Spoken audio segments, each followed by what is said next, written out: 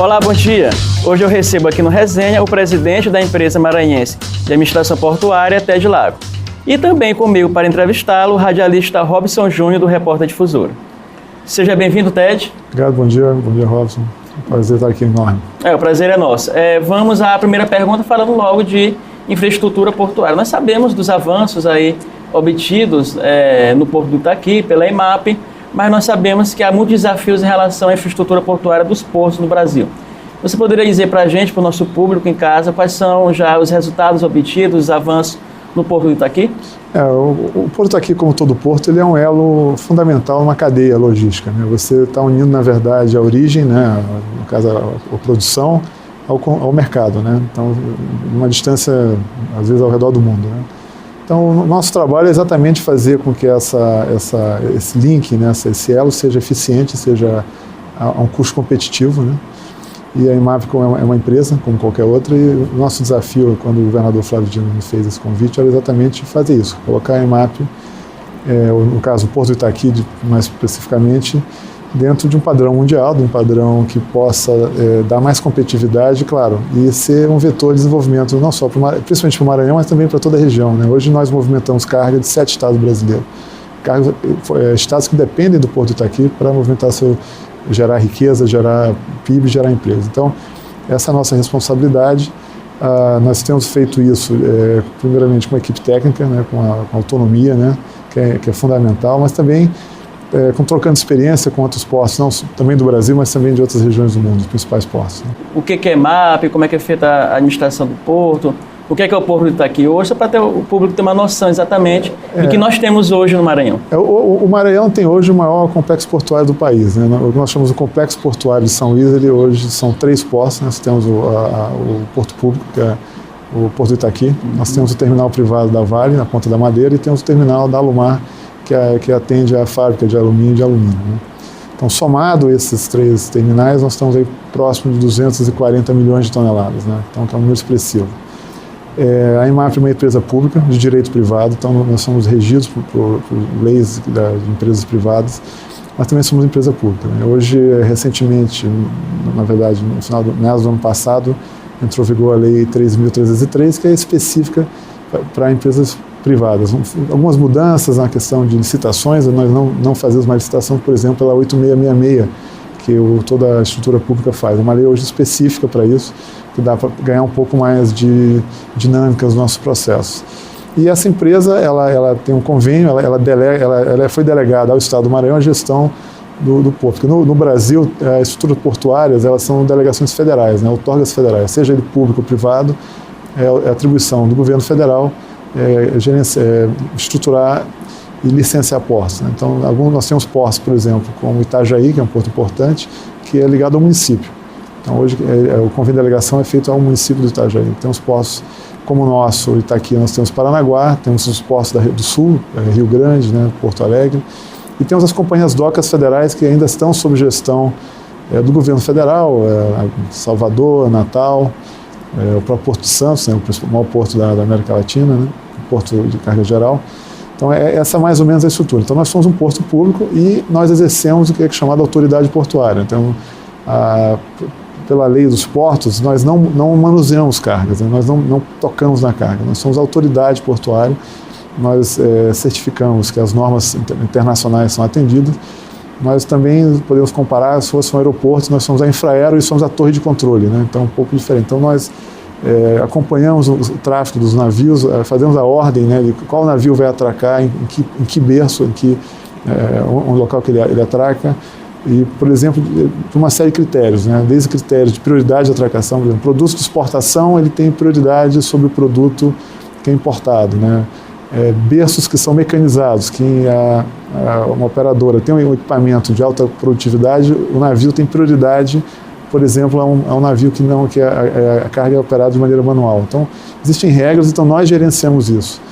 Mas, essencialmente, pelo modelo que nós temos hoje, toda a operação do porto ela é privada, assim, desde as transportadoras, sejam elas ferroviárias ou rodoviárias, os armazéns, a empresa que coloca a carga dentro do navio, Mas a característica do porto público é que ele se utiliza de mão de obras dos trabalhadores portuários avulsos, né, que são os sindicatos, né, dos estivadores, dos conferentes, dos arrumadores. Então essa é um pouco a diferença, por exemplo, de portos privados. O terminal de uso privado, chamado TUPS, ele se utiliza de mão de obra própria crachá da empresa. Então nós temos isso, é importante frisar, esse modelo que nós temos hoje no Itaqui, de maneira geral, nos portos públicos brasileiros, é um modelo adotado no mundo inteiro, né? Os principais portos do mundo, os maiores portos do mundo, eles funcionam exatamente com as mesmas regras que o Porto do Itaqui. Então, o nosso trabalho é fazer com que, por exemplo, um navio que saia do Porto de Roterdã, ele atraque aqui em São Luís, com o mesmo nível de eficiência, com o mesmo nível de segurança, com o mesmo nível de qualidade do atendimento, seja feito diretamente pela nossa equipe ou através das empresas autônomas e empresas privadas que fazem esse serviço, né? Ted, obrigado, João. Hoje, para que a gente tenha a noção da importância do porto, eu digo mesmo que eu vou quase, pelo menos 3 vezes por semana na litorânea, certo. Aquilo que os meus olhos acompanham, dá para ver ali uns 50 navios ali, sim, no que a vista alcança, digamos assim. 2 perguntas. Hoje, qual é a quantidade de navios que eu tenho, digamos assim, no momento agora? Quantos navios eu tenho por ali? E eu já posso dizer que São Luís é uma cidade portuária. Parece que a gente ainda não, a população ainda não percebeu isso. E o que isso pode gerar?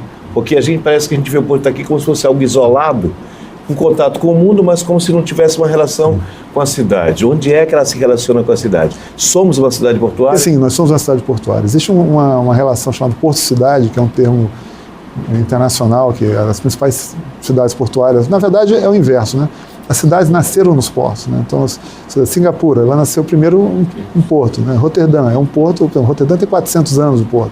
Na verdade, a cidade ela cresceu através da primeira atracação do navio, que virou um ponto comercial e distribuiu carga pela Europa. Então, essa é uma relação muito importante, porque ela vai além do reconhecimento, digamos, do cidadão, que eu moro numa cidade portuária. Por exemplo, Paranaguá se confunde, né? Quando você fala em Paranaguá, o primeiro nome que vem na cabeça é Porto, Itajaí também, Rio Grande. Então, são cidades, talvez como São Luís, mas quando você fala o nome da cidade, Roterdã, a primeira coisa que vem na sua cabeça é um porto. Mas muito além disso, eu acho que foram oportunidades perdidas que nós tivemos da cidade se preparar ao entender que nós somos de fato uma cidade portuária, seja nas relações comerciais, na cadeia logística, nas oportunidades de desenvolvimento econômico de empresas, né, negócios que poderiam estar bem mais desenvolvidos, né? Nós conversamos um pouco antes sobre isso, de uma certa dificuldade que nós temos, né, de, por exemplo, contratar empresas locais para fazer serviços que têm uma certa complexidade por se tratar de uma estrutura portuária, mas que, no nosso entendimento, poderiam ter mais desenvolvido. Quando você chega numa cidade como Paranaguá, então, toda a cadeia de fornecedores, ela já envolve. O que acontece hoje? Muitas das empresas que hoje acabam atendendo, não só a empresa pública, a IMAP como empresa pública, mas as mais de 60 empresas que hoje operam e trabalham com o Porto Itaqui, muitas dessas empresas vêm exatamente de Paranaguá, ou vêm de Santos, ou vêm do Rio, do Rio Grande. Então, cidades portuárias, porque lá elas desenvolveram o seu negócio, cresceram lá, e elas vão atender onde há necessidade. Então, acho que talvez é uma oportunidade. Nós temos um contato muito direto e próximo, tanto com a Federação das Indústrias do Estado do Maranhão, a FIEMA, como também com a Associação Comercial, exatamente falando sobre isso, né? Então, nós divulgamos nossas licitações, nós fazemos seminários, né, conjuntos, para poder realmente as empresas, né, os empreendedores locais poderem tomar posse desse ativo, né, como um negócio, né. Por outro lado, também a mão de obra do dia a dia. Então, a IMAP hoje é uma das menores empresas, né. A gente, apesar nós somos o Porto do Itaqui, nós somos a autoridade portuária, nós somos a principal estrutura, mas hoje nós temos grandes empresas, tanto internacionais a nível mundial, como empresas nacionais, operadoras, tradings, né, principalmente temos empresas japonesas, americanas, né, que são muito maiores que nós e também carecem da mesma questão, desde a mão de obra, né, a contratação de pessoas para atividades técnicas do dia a dia, e nós sempre buscamos incentivar isso, né. Eu acho que uma medida extremamente acertada do governador Flávio Dino, no projeto da Escola Digna, né, são os IEMAs, né. Hoje, por exemplo, nós temos um IEMA instalado ali no sítio Tamancão, né, ali perto da Longe da Guarda, que tem um curso técnico de de logística portuária. Então, nós capacitamos esses jovens através de estágio. O outro curso também, o outro IEMA, ele já tem, por exemplo, um curso de vulcanização. Por que isso? Para fazer manutenção de esteiras, né? É uma dos portos privados do complexo, tem mais de 80 quilômetros de esteira.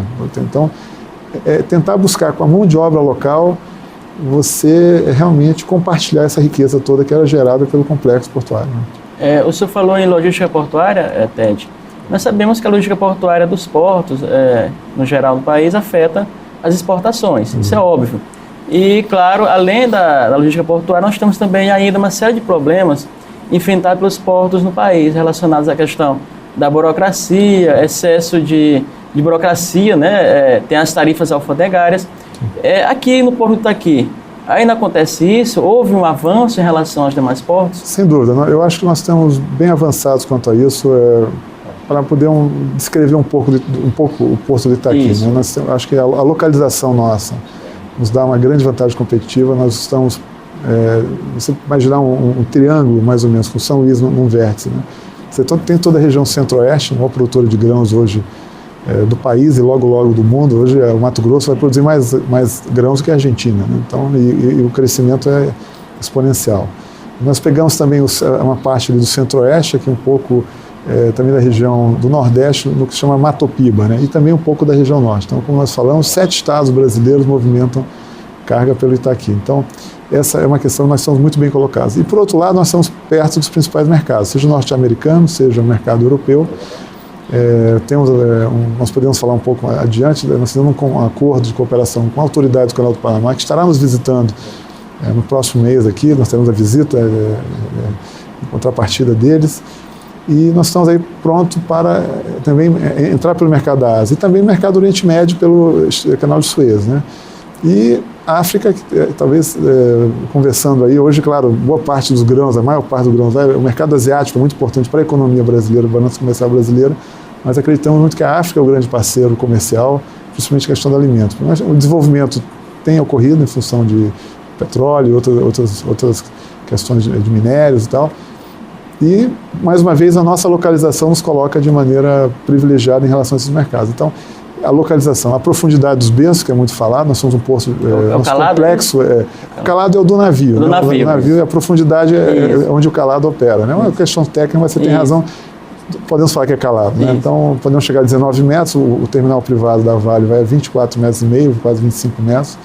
Então, nós somos um porto profundo e quanto maior a profundidade, mais cargas você pode levar no navio e ter operações mais seguras. Né? Então, e outra é a nossa integração com essa região, né? Dentro desse triângulo, nós falamos da região que é o corredor centro-norte hoje, é a principal fronteira agrícola do país, é a que mais cresce, uma das últimas grandes reservas de uma fronteira agrícola, são quase 6 milhões de hectares prontos para expandir. 95% dessa área, quase 100% dessa área, áreas degradadas, áreas que já foram utilizadas para gado extensivo. O gado está indo para intensivo porque você tem um grão agora para alimentar o gado, a ração, né? Então você consegue falar isso. Então realmente nós estamos bem localizados. A ferrovia Norte-Sul, nós estamos atendidos tanto pela Carajás até o sul do Pará, que nós movimentamos combustíveis, né? e minério, cobre principalmente. O Piauí, ele é todo abastecido de combustível por nós também, através da ferrovia Transnordestina. E nós estamos chegando hoje até Porto Nacional pela Norte-Sul, mas já foi licitado agora, e a vencedora foi a empresa Rumo, a operadora ferroviária, já chegando até Estrela do Oeste. Né? Nós tivemos, por exemplo, nessa semana com eles lá, então já estamos buscando para começar a subir carga. Então hoje o alcance, né, a área de influência do Porto aqui já começa a se expandir cada vez mais, principalmente para a questão ferroviária. Você falou dos gargalos logísticos. Né? Isso. A boa parte dos portos hoje eles operam com rodovia, principalmente. Né? Então, no ano passado nós vimos qual a vulnerabilidade que isso pode dar em função hoje temos pouca navegação de cabotagem ainda em expansão, ou seja, navegação que liga portos nacionais, portos dentro do mesmo país. Hoje as nossas relações são muito mais linhas de longa distância, de longo curso. Né? Então, a gente prevê uma migração de parte do rodoviário para a ferrovia e também para a navegação de cabotagem. Com isso, mais oportunidade de negócio para o porto. Robson. Eu vou voltar à quantidade de desculpa, navios, porque eu fiz muitas coisas muitas perguntas ao mesmo tempo. Hoje eu percebo o que eu consigo enxergar 50 navios ali. São mais. E sei também que vocês mudaram essa logística. Nós tínhamos aí um tempo que ia de 120 horas para que esses navios pudessem ser atendidos. Vocês reduziram isso hoje a metade ou a mais que isso. Um indicador importante de eficiência portuária é o tempo de espera, né? Hoje o navio, quando ele vai para a área de fundeio, né, ele dependente se a carga está pronta ou não está pronta, de acordo com o contrato da operadora ou do agente, ele começa a ligar o relógio, um taxímetro dele, digamos assim, que a gente chama de demurge, né? Isso pode oscilar de 18 a 25, 30 mil dólares por dia. Então, você imagina, um navio que fica 10 dias parado, são 300 mil dólares a mais que ele vai onerar a carga. De fato, a operação portuária tem uma sazonalidade, né? Claro que o inverno, a chuva, o período chuvoso, afeta um pouco a eficiência e a operação, porque são cargas sensíveis à água, né? Então, são grãos, são minerais e tal. Mas o que nós estamos vivenciando hoje aqui é muito realmente... Hoje nós temos cerca de 85, 86 navios, além do horizonte. Lá você tem outras áreas de fundeio que ficam mais fora, que você não consegue ver, por exemplo, a litorânea.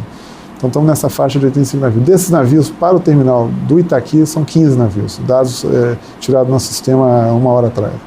Desses 15 navios, apenas 6, na verdade 6 ou 7, um já deve ter entrado agora, estão com prontidão de carga, ou seja, a carga está pronta, aguardando o navio entrar, ou seja, ele está esperando o navio completar a sua carga para sair, para ele entrar. Então, nós consideramos isso fila.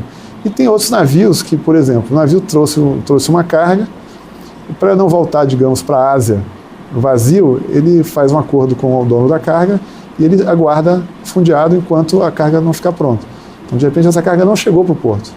O navio está lá fora, então não entra no nosso índice de atraso, porque não depende da eficiência do porto, depende muito mais também da eficiência do terminante. Por exemplo, nós já tivemos dias, eu tenho até o registro disso, que nós tínhamos 6 navios de combustível, que é uma carga importante para o Itaqui, fundeados, né, na área de fundeio, e os 3 berços que movimentam combustível vazios, ou seja, sem navios. Então, por quê? Você não tinha espaço nos terminais.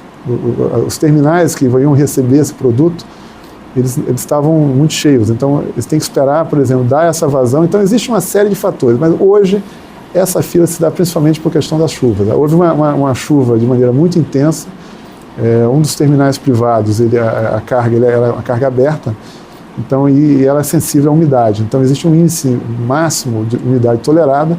Enquanto o produto não voltar a esse padrão de umidade, a carga não pode ser embarcada no navio. Então, e essa fila é um terminal de grande movimento. Então, quando há um intervalo, há uma espera, hoje estão operando talvez com 50% da capacidade em função das chuvas, você acaba criando essa fila, digamos assim, né? Então, e aí a ideia é que com o final do período chuvoso haverá uma regularização. O que passa hoje pelo porto? Por exemplo, grãos, logicamente nós temos muita soja passando por aqui, o próprio minério. Como é que são hoje os percentuais, até combustível? Nós estamos bem? Como é que está a nossa cotação? Nós temos um equilíbrio entre exportação e importação. O que sai, o que é exportado? Então, principalmente o grãos, né? Ano passado, quase 10 milhões de toneladas. A celulose, né? A celulose que sai, que é produzida aqui no sul do Maranhão, né? Na cidade de Imperatriz, né?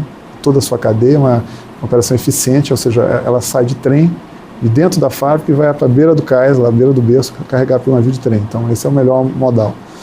E o que nós recebemos, principalmente? Nós recebemos combustível, nós somos hoje entre os 3 maiores hubs, né, o maior centro de distribuição de combustíveis do país, muita parte dela importada, principalmente da Europa e dos Estados Unidos, pela proximidade desses portos, na região ali do Golfo do México.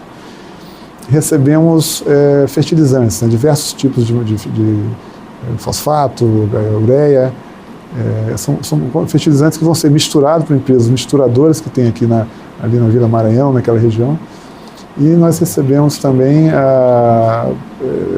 boi vivo, é uma carga que nós estamos aptos a exportar, a movimentar, e nós estamos retornando em breve ainda, já temos um pedido de janela de operação para containers, né? Então, essa é uma outra carga que a gente pode desenvolver um pouco mais aí na conversa. Então, são essas principais cargas. Então, nós levamos essa carga, por exemplo, combustível, ele atende o sul do Pará, região do Mato Piba, Piauí principalmente, e dependendo da época do ano, a sazonalidade, nós conseguimos chegar até Brasília e até o norte de Minas Gerais, Uberaba e Uberlândia. Então você imagina, pegar o mapa do Brasil, nós estamos lá em cima, nós estamos falando aí de quase acima de 3.500, 4.000 quilômetros de distância, né? Que se você fosse pegar na Europa, seria cruzar praticamente a Europa inteira. Você pegar ali, de repente, da Holanda até a União Soviética, a Rússia, perdão, até a Rússia, até Moscou. Então, essa é a dinâmica. Então, essa é a beleza da logística, né? Então, a carga tem... nesses últimos 4 anos, nós tivemos os melhores anos do Itaqui. Muito em função, primeiro, das reformas que nós fizemos na gestão, né, de buscar otimizar contratos, resultados, focar em uma gestão focada em resultados. Investimos esse recurso, quase 300 milhões de reais investidos nesse período do primeiro ciclo, digamos assim, de 4 anos, né? Nós conseguimos otimizar isso, por exemplo, diminuindo o tempo de espera. Então esse é um fator.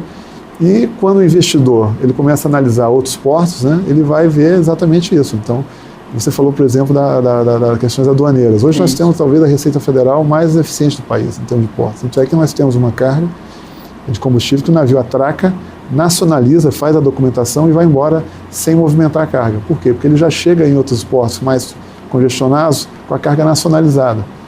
Então ele tem menos fila, né? Então, porque senão ele vai ficar 2 filas, uma fila para nacionalizar e outra fila para descarregar. Então, nós temos, por exemplo, esse tipo de operação. O Resenha faz um rápido intervalo e volta já já.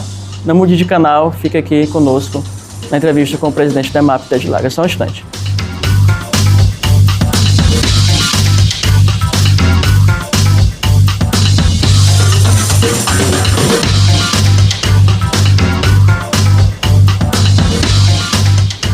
De volta com o programa Resenha, aqui comigo o presidente da empresa maranhense de administração portuária, Ted Lager, e também o radialista Robson Júnior.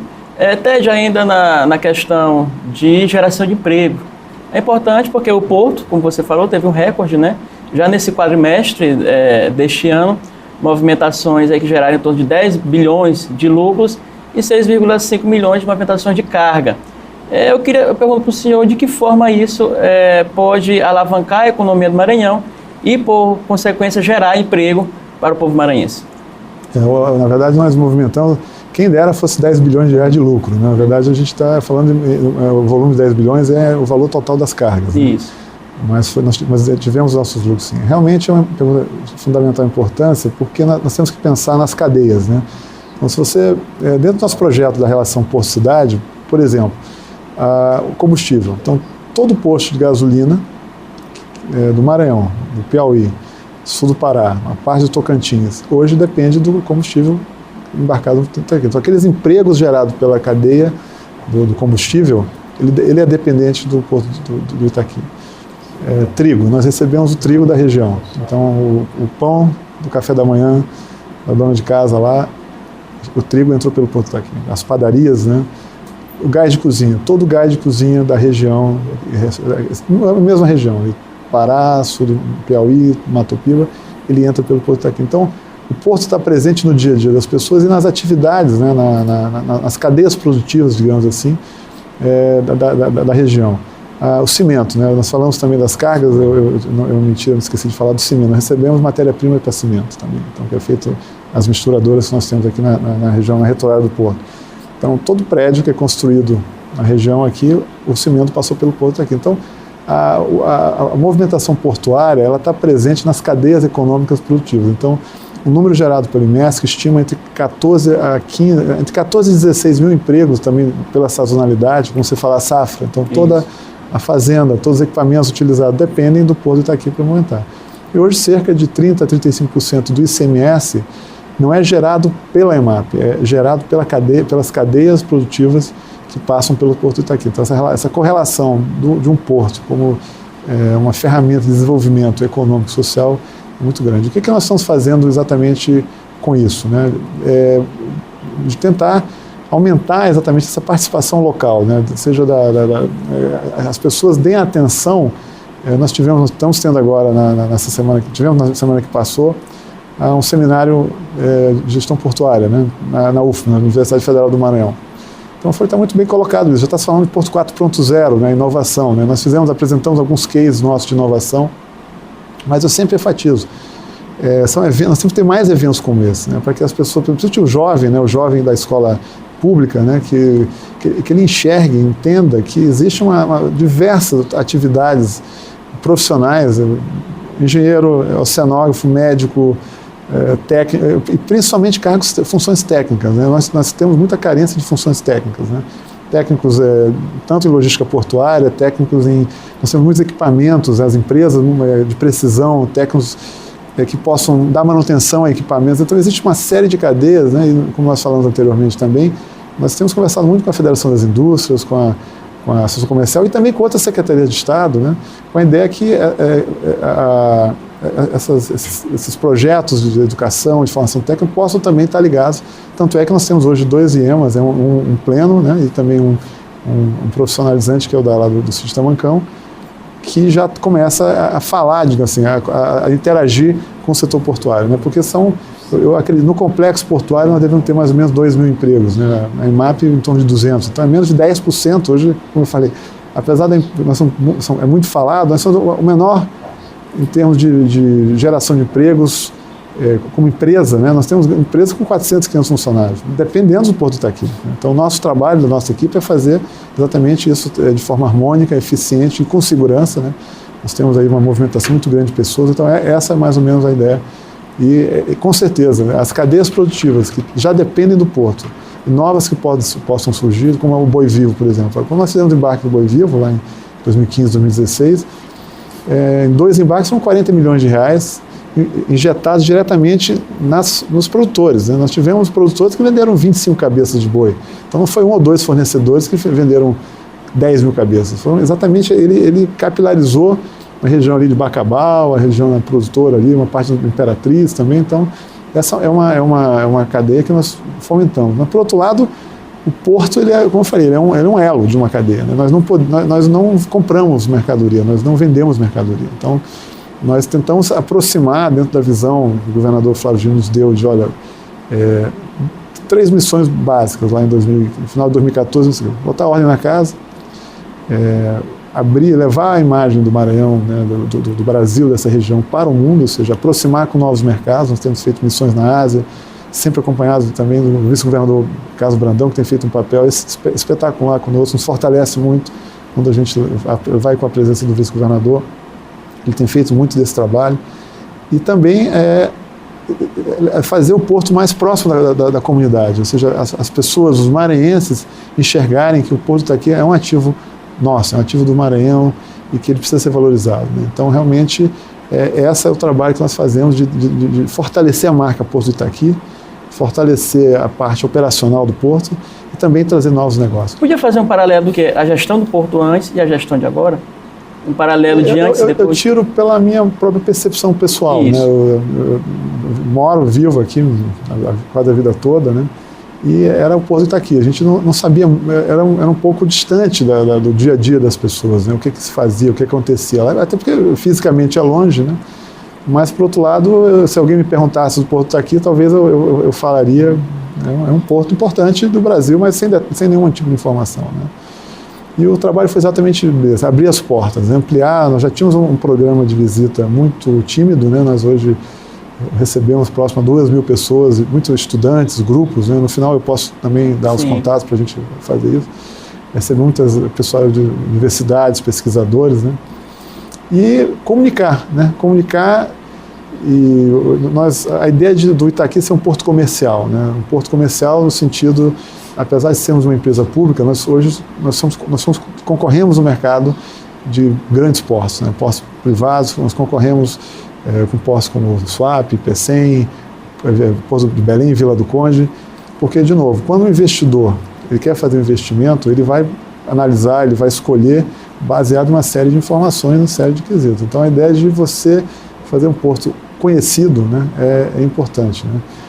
Por exemplo, nós tivemos no evento na Ásia, e com embaixadores de vários países, eu apresentei lá o porto, apresentei a ferrovia, e ele perguntou, vem cá, em que ano isso vai estar pronto? Eu falei, não, isso já está funcionando hoje. Então você chega, por exemplo, na Ásia, nós exportamos 80% dos grãos para o mercado asiático. Mas o chinês, o empreendedor, não sabe de onde que vem, ele acha que ele todo vem de Porto Santo. Eu falei, não é do Porto Santo. boa parte na Indonésia, por exemplo, eu estive na Indonésia e falei, nós recebemos o seu produto vem do Porto do Itaqui. Então, essa ideia de fazer o porto conhecido, né, de fazer o porto comercial, que ele tenha uma capacidade de competir com empresas privadas. Tanto é que em 2015, né, nosso planejamento estratégico, a nossa missão, a nossa visão para a equipe era o Porto do Itaqui ser referência em gestão portuária pública do país. Ou seja, nós, em momento algum, nós tínhamos a ideia de transformar o Porto do Itaqui numa empresa privada, mas trazer ferramentas de gestão pública. Os nossos diretores, eles vieram de empresas privadas, são pessoas que nós trouxemos do mercado, trouxemos uma larga experiência nesse ponto. E uma série de indicadores nos mostraram isso. Nos mostraram desde a pesquisa de percepção dos clientes que nós temos, que hoje chegamos próximo a 80% de satisfação da utilização do porto. Pelas notas, hoje nós estamos entre os três melhores portos em gestão ambiental. Somos o único porto público do país certificado, tanto na ISO 9001, que é a certificação de qualidade, né, de gestão de qualidade, e também na 14001, que é a gestão ambiental, que é um enorme desafio, porque você tem, apesar de uma visão de uma gestão moderna, você tem estruturas com 50, 60 anos, né, que você precisa corrigir e fazer investimentos exatamente para ela se adequar a critérios extremamente exigentes na questão ambiental. E nós estamos avançando, nós estamos agora na 45000, que é a certificação internacional de segurança do trabalho, e fazer até o final do ano a tripla certificação. Então, todos os aspectos, seja ele operacionais, seja ele de qualidade, seja ele de processos, né, e seja eles ambientais, seja ele de segurança e saúde do trabalho, eles estão certificados em um alto nível que comparável a qualquer porto do mundo, né? Então, essa é uma percepção nossa.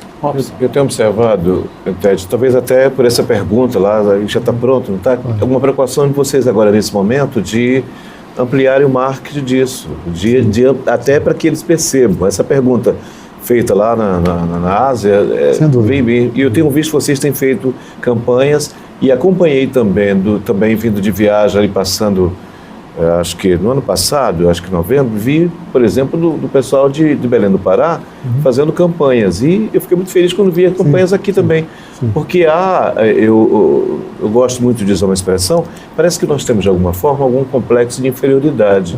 Então nós temos aqui coisas que você está me falando de uma referência do terceiro melhor do Brasil nesse tipo de gestão. Então, me coloca isso na prática. Quando você recebeu o porto do Itaqui, não é? Né, para administrar essas 60 empresas que estão ali, qual era a realidade que tu encontraste naquele momento? Qual foi o choque? Vocês fizeram um choque de administração ali naquele começo. A primeira preocupação é tornar a empresa sustentável, né, rentável. Né, você voltar a empresa à rentabilidade. O ano de 2014, a geração de caixa, que é medido por um índice chamado EBITDA, né, o LAGI, né, que é o lucro antes de juros, imposto de renda e tal, era zero. Então, a empresa era zero. A empresa ela não gerava caixa, ou seja, a operação do porto do Itaqui, ela pagava as suas despesas, mas não gerava caixa para poder fazer investimentos, por exemplo. Então, o lucro que teve em 2014 de 4 milhões de reais, ele foi em função de retornos de compensações de investimentos que não foram realizados. Então, o negócio por Itaqui não gerou resultado.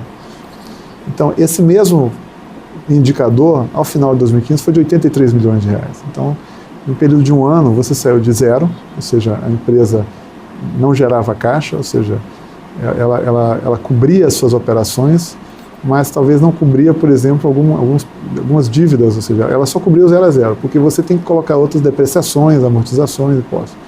Então, a primeira coisa o paciente estava ali quase em coma, então você trazer ele de volta a sanear a empresa, essa era a grande fala. Para que a gente tivesse uma ideia, o telespectador, que ações, por exemplo, você pode pontuar ali para mudar esse de 0 para 85? As intervenções foram feitas. Bom senso, primeira coisa. Você primeiro, os contratos. Você primeiro medir o que está sendo executado e pagar o que foi executado, o que foi medido, o básico. Então, o contrato de limpeza, por exemplo, que nós recebemos, era um contrato de R$1.100.000 fixos por mês, né? R$1.100.000, R$1.200.000 fixos por mês. Já no primeiro mês, nós baixamos isso para em torno de R$380.000, R$400.000. sem prejudicar nenhum tipo de serviço, apenas mudando métricas. Um exemplo clássico, que é até muito repetido, é o de contrato de combate a pragas, né? Por exigências da Anvisa, de órgãos, nós temos que ter uma cobertura de contrato de combate a pragas, que é exatamente roedores, né? Raças, essas coisas. Era um contrato de R$700 mil. Mas, poxa, uma empresa que fatura R$200 milhões, um contrato de limpeza de uma área grande e tal, né? Hoje o nosso contrato é em torno de R$30 mil, R$35 mil por ano. Por ano? Por ano, de 730 mil por 30. Por quê? Porque a métrica que ela utilizava no contrato anterior era a seguinte: você tem 10 mil metros quadrados, custa R$20 o metro quadrado, R$200 mil, essa área aqui. E nós chegamos e falamos, não, peraí, é para combate a ratos, né? Então, quanto custa aquela ratoeira química que chama uma caixinha preta? Estou falando bem Sim, detalhado aqui, você entendeu? Não precisa nem um golpe de gênio, eu não sou nem um Liacoca, nem um grande executor dele. Custa R$21. R$21, ok. E qual é o alcance dessa? Não, ela alcança, pela especificação, 100 metros quadrados. Então, se você tem 1.000 metros quadrados, 10 ratoeiras químicas de R$18 atendem isso. Então, R$180. Então, eu deixei de pagar R$200 mil para pagar R$180, porque a métrica foi diferente. Então, a mesma coisa era de formiga, né? É um gel que você bota, até a dona de casa usa, esse é um gelzinho, né? Era por área de metro quadrado. Falei, não, um tubo de gel você passa no perímetro do ambiente, né? E ali está. Então nós começamos a mudar a métrica de como fazer esse tipo de serviço, né? Então, hoje nós temos, quase 5 anos depois, contratos que atendem o porto que já expandiu, novos terminais, o Cujup, lá nós estamos ampliando algumas áreas e tal. Nós temos, por exemplo, um parte de containers, né? Nós temos uma área maior, que hoje são menos da metade do que eram, por exemplo, em 2012, 2013. Então, esse contrato de limpeza, se fosse mantido a valor presente, ele estaria em R$21 milhões. Hoje nós gastamos em torno de R$6,5 milhões por ano. Para a cidade, né? O Itaqui é uma cidade, uma grande cidade. Então são esses ajustes. E outras coisas também, né? Do dia a dia, né? Mas de lâmpadas, por exemplo, eu soube que vocês trocaram LEDs, por exemplo. Houve uma economia de 50%. As torres de iluminação, já também vai falado. É uma coisa tão simples hoje. Tem 8 faróis, né? 6 estavam funcionando, 2 não estavam funcionando. Eu falei, pô, vamos trocar esse farol. Doutor Ted, a gente não pode trocar o farol porque não pode subir na torre. Porque não tem segurança, porque a torre está para cair. Então, então nós tivemos que fazer esse investimento, trocar todas essas torres, como hoje tem placas de LED muito mais eficientes, iluminam mais. Então, realmente, um trabalho muito forte de manutenção. Então, coisa simples, né? Então, terminais de passageiros, né? Tanto hoje que é o nosso atendimento diretamente ao público, são 2 milhões de passageiros aproximadamente por ano que se utilizam os terminais. Nós somos responsáveis pelos terminais, nós não somos responsáveis. O transporte, a embarcação, o sistema, ele é privado, mas com uma outra agência, no caso a Agência de Mobilidade Urbana, que é a MOB, né? Então nós criamos área de convivência, banheiro para, por exemplo, mães trocarem fralda dos seus filhos, coisas mínimas, né? Acesso, a variação da maré, que é conhecida no nosso estado, né? Ela às vezes é um desafio. Então você tem 2 rampas, a maré baixa é uma rampa, então fica muito distante do terminal. Então nós colocamos uma van com plataforma cadeirante. Então hoje, senhoras idosas que antes andavam 200, 300 metros, muitas vezes na chuva, hoje elas têm uma van, pessoas com deficiência, com crianças de colo. Então nós implementamos exatamente esse serviço, né? Cobrir as passarelas, né? No Cujup você não tinha praticamente passarela. Então você colocar, são coisas simples que melhoram a eficiência, mas voltando à questão dos custos, é exatamente isso, é você buscar novos negócios, novos mercados, novas cargas. Então, em praticamente um ano, nós ganhamos aí quase 6 milhões de toneladas adicionais. Ah, mas foi o Tegrano? Não foi o Tegrano. O Tegrano começou no meados de março, né? Então, foi realmente você conseguir movimentar mais carga no mesmo período de tempo, no caso de um ano, né? Então, eu acho que... E foi o reconhecimento, né, da relação que nós criamos com os parceiros, né, uma relação republicana, transparente. Então, criou-se uma confiança, né? Então, isso atraiu novos negócios, novos investimentos, né? Tanto é que na licitação do terminal do celulose, né, nós estávamos com uma licitação e Paranaguá, o Porto de Paranaguá com uma licitação igual, do mesmo produto, né. Nós tivemos um vencedor. Paranaguá ela deu deserto por questões técnicas também. Então, como eu falo, nós estamos competindo com outros portos brasileiros. Então, graças a Deus, nossa licitação foi bem sucedida. Então, nós reduzimos as despesas muito em função de otimização de contratos, ou seja, eliminamos um exemplo pitoresco, né?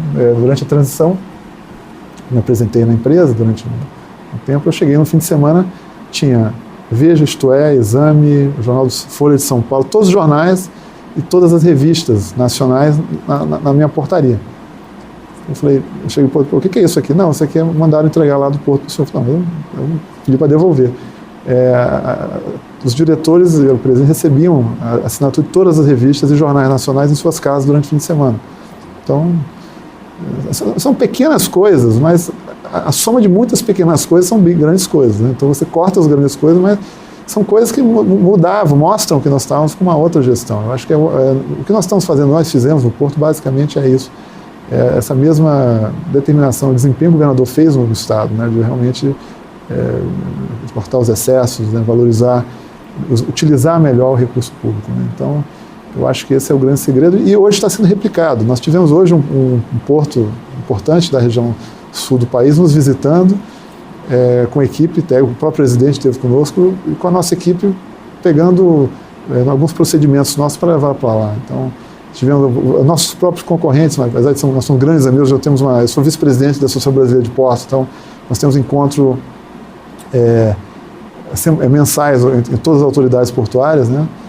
Mas eles vieram, o Porto Suape esteve com a gente conhecendo procedimentos, o Porto de Pecém, nós trocamos informação com os portos de Santos. Então hoje, de certa forma, muitas das ferramentas que nós implementamos de gestão, de acompanhamento de resultados, uma ferramenta chamada Balance Scorecard, você pega o seu plano, você faz o seu planejamento estratégico, né, de missão, visão, valores, objetivos, você desdobra isso em planos de ação. Você tem que medir isso, né? Então, mensalmente, eu me reúno com a equipe e cada setor, cada gerente, cada diretor apresenta os seus resultados. E se atingiu ou não atingiu, entendeu? Ok, Ted. Robertson, nós vamos ao rápido intervalo e o último terceiro bloco daqui a pouquinho aqui com o presidente da EMAP, Ted Lager, só um instante, um minutinho.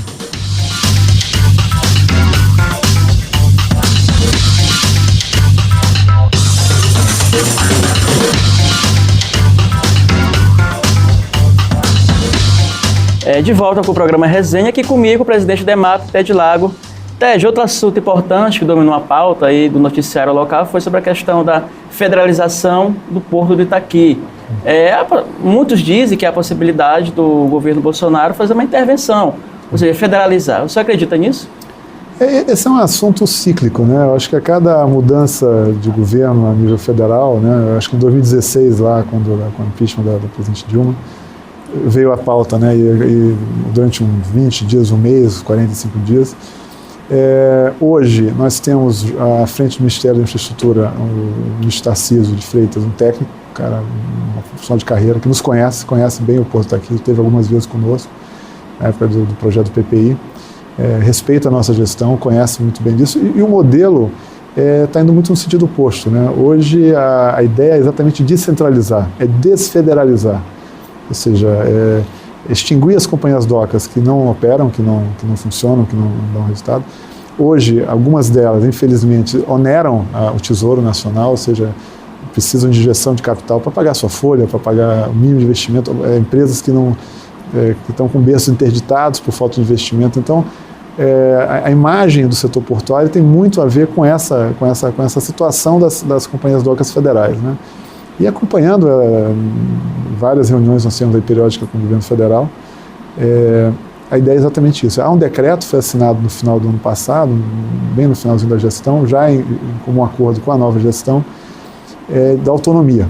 Então as companhias, os postos, companhias docas, são critérios, né, são 14 critérios técnicos, que se você preencher determinado item, número de pontos, se você tiver nota 6, você consegue, você tem autonomia, por exemplo, na gestão dos seus contratos. Por exemplo, hoje uma licitação de um terminal para a concessão de um terminal dentro do porto, qualquer porto público, ele é feito em Brasília pelo governo federal. Nós fazemos o estudo técnico, enviamos para Brasília, eles fazem a formatação, e esse processo tem levado 3 anos, 2 anos e meio a 3 anos, muito demorado, né? Então, se você consegue uma nota 8 de 10, você passa a ter autonomia plena, ou seja, além das concessões, você também, toda a parte de fiscalização, que hoje nós já fazemos em parte junto com a ANTAC, passa a ser do porto da autoridade. Então, de maneira geral, assim, em conversa de corredor, nós estamos preparando exatamente para alguns documentos, para preparar um ofício para isso. O Porto de Paranaguá já enviou o seu pedido. Hoje teríamos 2 ou 3 postos do país, dos cerca de 34 postos brasileiros, estariam prontos para dessa autonomia plena. E o Itaqui é um deles, né? Juntamente com o Paranaguá, eu acho que o Suape seria o terceiro. Então, a nível de ministério, a nível de órgão de ANTAC, da agência reguladora, o efeito é o contrário, é você dar autonomia aos postos. O governo do estado de São Paulo quer estadualizar o Porto de Santos, né, para que ele possa integrar melhor com a sua gestão.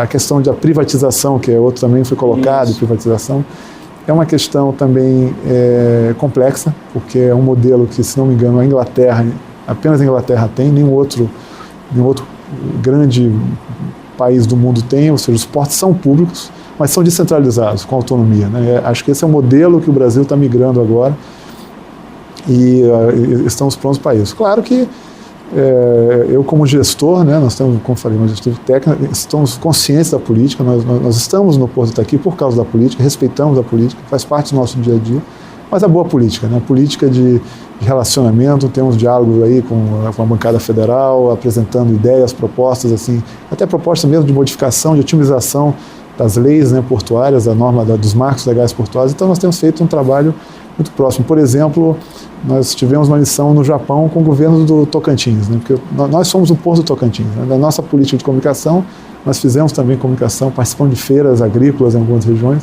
Então nós fomos convidados pelo governo do Tocantins para ir ao Japão, porque eles foram apresentar a uma agência financiadora do governo japonês um grande projeto de abatedouro e processamento de carne congelada e o escoamento pelo Porto Itaqui. Então essa relação política nós entendemos que é saudável, a boa política, né? Não aquela política pequena que às vezes muito mais atrapalha e joga, dificulta, na verdade, o trabalho que nós estamos executando, né? Acho que um pouco isso tem a ver.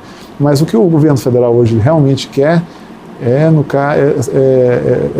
o contrário, principalmente os postos deficitários, né? Então ontem na quinta-feira nós tivemos um evento, né? Foi feita uma pergunta até para o diretor-geral da ANTAC, Tomaro Povia, que é a agência que nos regula, que nos fiscaliza, perguntando exatamente sobre isso. Olha, limos no jornal que vai tirar o porto, falaram absolutamente não há nenhuma posição a nível federal sobre isso, muito pelo contrário, o porto é reconhecido pelos resultados. O que nós vamos fazer é exatamente o contrário, tentar resolver a situação dos postos que são deficitários. Esse sim, nós queremos tirar esse ônus, né, do Tesouro Federal, principalmente no momento de crise fiscal. Então nós temos um porto rentável que tem feito seus investimentos, tem atingido suas metas, cumprindo a sua missão e principalmente atendendo a satisfação do cliente, que é o interesse não só nosso do porto, como do governo do Maranhão, como do governo federal, né? Bem, eu vou voltar à necessidade, eu tenho a impressão que aquilo que você já está fazendo agora deve se ampliar, que é levar essa discussão para os setores, para a própria sociedade, para que eles possam se empoderar. Eu fui dar uma eletiva lá no Pleno e vejo com muitos bons olhos. Eu ouvi e fiz um trabalho lá, uma espécie de oficina de rádio para eles lá no IEMA, em 2 IEMAs. Um deles foi exatamente o lado Pleno, na área Itaquibacanga. E vi o interesse deles em relação ao porto. Até me chamou a atenção, eu não sabia que havia essa disciplina lá dentro, uma disciplina abraçada por muitos deles, fazendo discursos, acompanhei isso. Então eu pessoalmente, como cidadão daqui, e torço muito para que o Itaqui permaneça nessa coisa, nós temos toda a localização, é perfeita, maré, profundidade, nós temos tudo aqui para dar certo. Que haja cada vez mais essa aproximação do porto com essa necessidade. O governador recentemente criou uma pós-graduação, por exemplo, lá na Universidade Federal por causa de Alcântara. Ele falava isso aqui no sábado passado. E agora eu vejo você falar também já dessa aproximação, dessas conversas, dessas boas rodas de conversa, exatamente para que as pessoas descubram. A vulcanização, nós somos a primeira escola, é a primeira do Brasil, nós somos pioneiros em vulcanização. Então, há uma necessidade, que eu percebi aqui nessa conversa com você, de criar essas conversas e que as universidades elas despertem para isso, para que vocês possam ter, né, mais pessoas aqui de São Luís formadas em relação ao Porto, que possam abraçar, porque o entorno do Porto, pelo que eu estou vendo até agora, nessa sua conversa, ela é um envolvimento realmente muito grande. Sim. Há uma necessidade de se criar uma constelação que já há um potencial para isso muito grande. E também eu acho que inspirar, né? Inspirar esses jovens, principalmente os jovens das escolas públicas, né?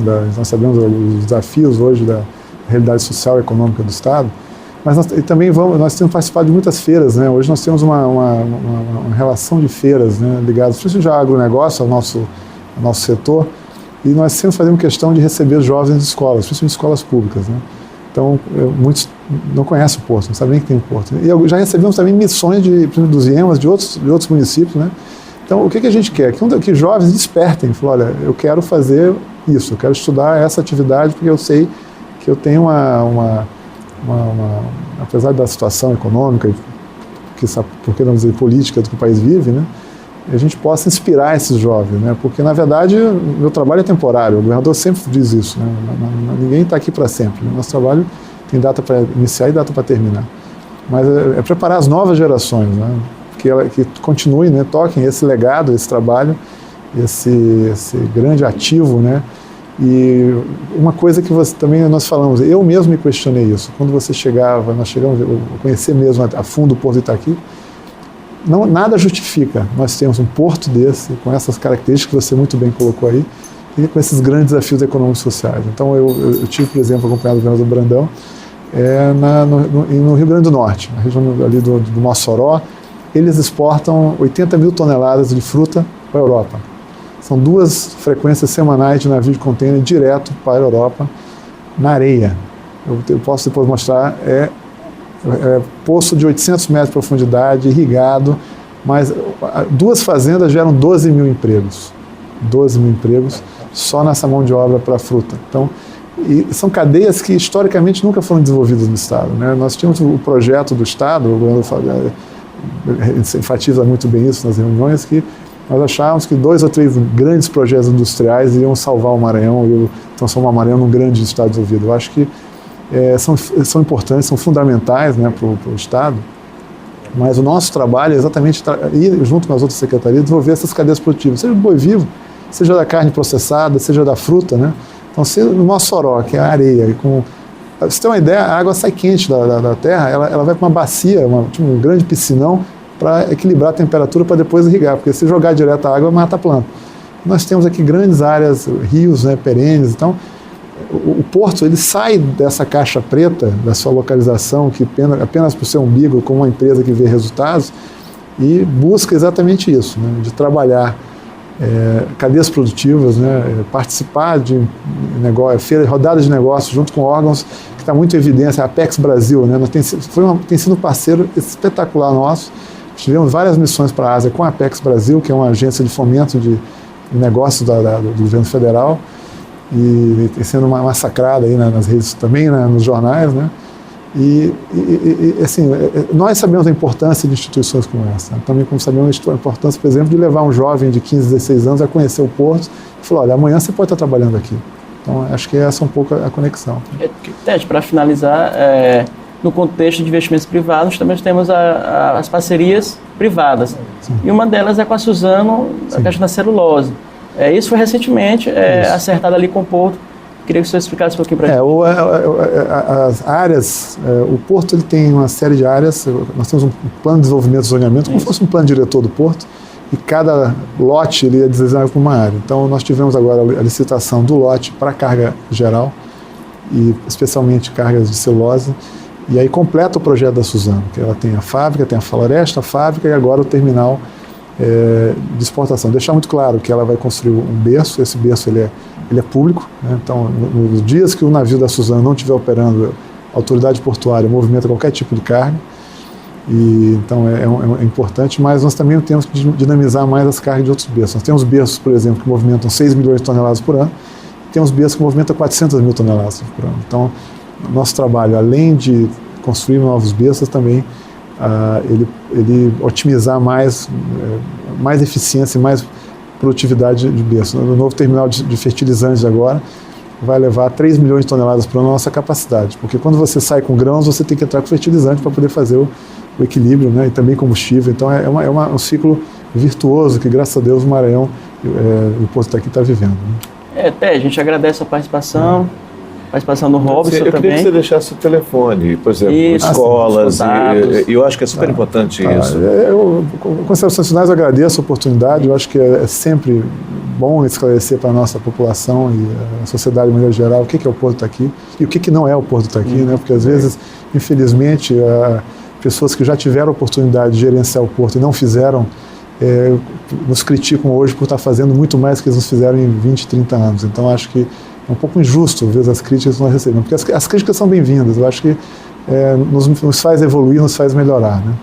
Então eu acho que esse eu gostaria também de deixar muito enfaticamente essa mensagem. Aí nós temos um programa de visitas que eu gostaria de expandir cada vez mais isso, o 3216-6000, 3216-6000, ou no próprio site, na verdade, no site da EMAP, né, emap.ma.gov.br, bota no Google, Porto Itaqui, aparece no nosso site.